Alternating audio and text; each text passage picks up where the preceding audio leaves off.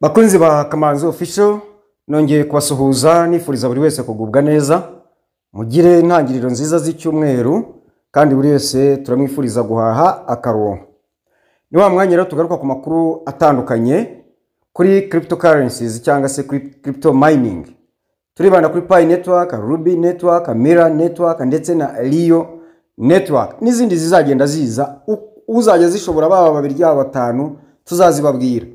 Hanyuma ndagira ngo tuganire kuri ibi bibazo bitatu nabajijwe kenshi, ariko ngira ngo wende yavuze kenshi hari igihe baba babaje ari benshi bakubona nka batatu babisubiyemo kavuga ibyo byose iki kibazo umuntu yagira icyo kivugaho. Kibazo cya mbere bambaje ni kijyanye na Pi Network, kibaza ngo ibintu byitwa ngo synchronize ngo ndetse na ngo na step ya gatatu bafite ukuntu babibaza kumva nyine nuko abizi nyine ngo ikibazo kirimo ni iki. Baravuga ngo ni ntuza ngo ni tentative ya kabiri.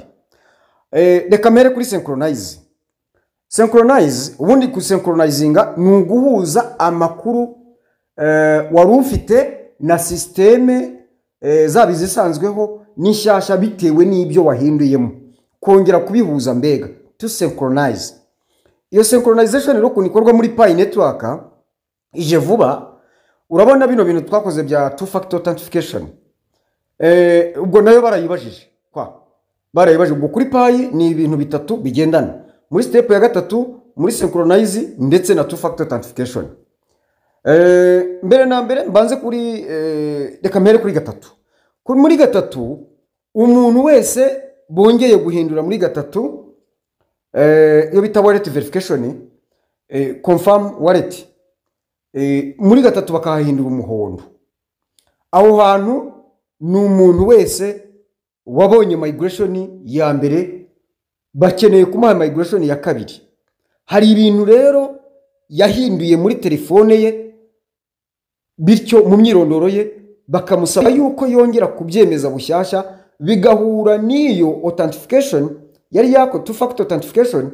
Hanyuma ari naho biza kutujyana muri KYC muri Pi browser ariho ari busange iriya tentative nanone, hanyuma bakamwereka munsi synchronize. Synchronize rero ukandaho ugakurikiza ibyo bagusaba, message ikagenda bakakubwira ngo status sent, ubwo ugategereza igisubizo bazaguha.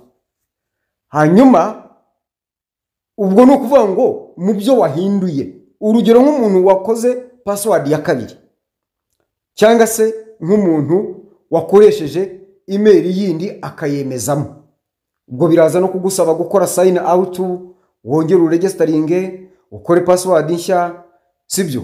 Abo bose ibyo bintu babibasaba. Ubwo mbijyaniye rimwe step ya gatatu two factor authentication. Hanyuma ubwo ni bya bindi two factor authentication ireba buri wese ni ukugira ngo ari kwa kwemeza ukoresha fingerprint no gukoresha passphrase ndetse n'abantu batakoze testnet.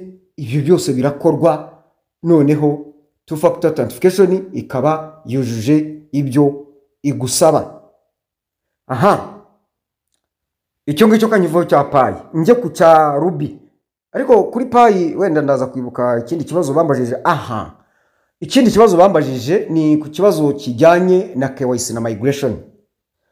Kuki abantu babaye muri Pi igihe kirekire batarabona migration? Bakoze KYC hakaba hashize igihe kirekire ko batarabona migration. Igisubizo naguha ni ibisubizo bibiri. Igisubizo cya mbere nuko utaruzuza ibisabwa neza. Igisubizo cya kabiri nuko migration ikorwa niho kuri tombora. Niba ari kuri tombora bakaba batarakugeraho, ntabwo bivuze yuko batazakugeraho, biragusaba rero kwihangana.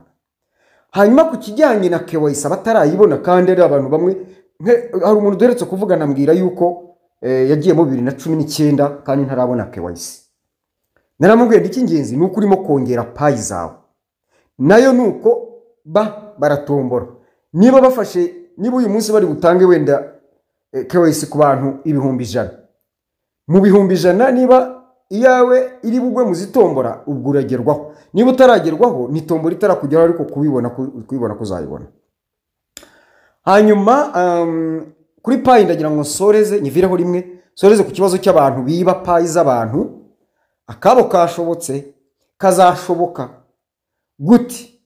Twebwe icyo dukora, we niba barakwibye payi, ikintu dukora ni uko kuripotingira ko payi yatanze umurongo dutangiraho raporo. Ntabwo nzongera kubisobanura hano. Kubera iki? Harimo amayeri menshi bakoresha, kandi ikindi je buriya niyo naguha passphrase zanjye, nkaguha username yanjye, nkaguha n'amazina yanjye ukayabona na nimero zanjye za telefone, ntabwo wanyinjirira muri konti. Yego, cyane buriya ku muntu wakoze two factor authentication rwose biraguye, ariko kenshi erega biterwa nuko, reka nayo kubisobanura hano kuko hari igihe tubisobanura tukaba tubahaye ahubwo umuvuno. Ngewe ndagira ngo nkubwire ngo wenda uzampamagare mu ibanga nkubwire ngo bikorwa gutya na gutya na gutya, uwo muntu niyo yatwara ntuza passphrase zanjye, ikibi ni password. Ariko umuntu yakumenyeye password akakumenyera na passphrase, niyo abadafite nimero zawe payi yazitwara. Ariko reka mbanze nibwirira aba bantu bari mu gutwara payi z'abantu bucucu, bari mu gukora bwo mu rwego rwo hejuru bugiye kuzabagaruka. Mugiye kuzahura n'ingaruka, kubera yuko iyo habayeho kuripotinga, baripotinga iriya wallet idashobora kuvamo, iriya wallet address idashobora kuvamo muri blockchain, payi zagiyeho. Rero ufite ibibazo birebire, isaha n'isaha umunsi bazahugukira ibibazo. Impamvu batarabijyaho ni iyi ngiyi, bavuze ko bitaye ku bibazo bya KYC na migrations, none ntibirarangira. Cyangwa umunsi baguhindukiye uzabura n'utwo wari ufite. Ibyo ndabibabwe, zaba zaragiye kuri OKX cyangwa kuri Bytegate cyangwa se kuri Mex cyangwa se kuri Pionex, aho zaba zaragiye hose kuri za companies zemerewe gukora na payi zizagaragara. Negiriye kuri Ruby barambajije ngo tuzakora KYC ryari. Umuntu mayininga Ruby ajya areba munsi amaze kumayininga, urabona igitangazo gihari cyanditse ngo KYC Global KYC, ni version ya 1.6. Usome urasangamo kuguhera ku itariki 25 z'ukwa gatandatu tuzatangira processes, bazatangira kurokirita aba validators, babahugure batangire gutanga KYC. Bitarenze ukwezi kwa gatandatu tuzatangira gukora Global KYC kubujuje ibisaba. Umuntu ukora KYC muri Ruby ni umuntu mayininze nibura inshuro 30, ni umuntu urengejeho Ruby nibura 30. Ubwo witegure ko nawe ugiye kubona Global KYC. Ariko mbere y'uko izo tariki zigera nyine tugiye gutangira kwiga bakora wallet bate ya KYC, dutangire tubikore, none umuntu abe yiteguye azakora ibyo byose, ariko nibindi yabikoze. Kuri Mira nta kibazo ndabona, turacyamayiningira cyafite n'igihe kirekire cyane. Hanyuma rero mu mining na Rio mining cyangwa se Rio mining app, ubwo kumayininga payi uranyura kuri Kamazi official, urebe ikiganiro nimero 148. Kumayininga Ruby ni ikiganiro nimero 219. Kumayininga Mira network ni ikiganiro nimero 250. Naho kumayininga Rio network iyo ni ikiganiro nimero 258. Mukomeze rero mugubwe neza, muhahe muronye, mukore subscribe abatarayikora, mukande like, mwandike muri comment abariho mutubariza, kandi mujye mureba hariya muri comment ibanza ni link y'imbuga dukoresha ushobora kujyaho n'ibindi na contact ukazisangamo nimero zanjye, cyangwa se ugakanda ku mutwe w'inkuru hariya ukareba muri description uhita ubonamo handitse ngo itangazo, ugahita ubona ukanda urikandamo ukabonaho nimero zanjye abazishaka. Ngayo nguko murakoze mugubwe neza.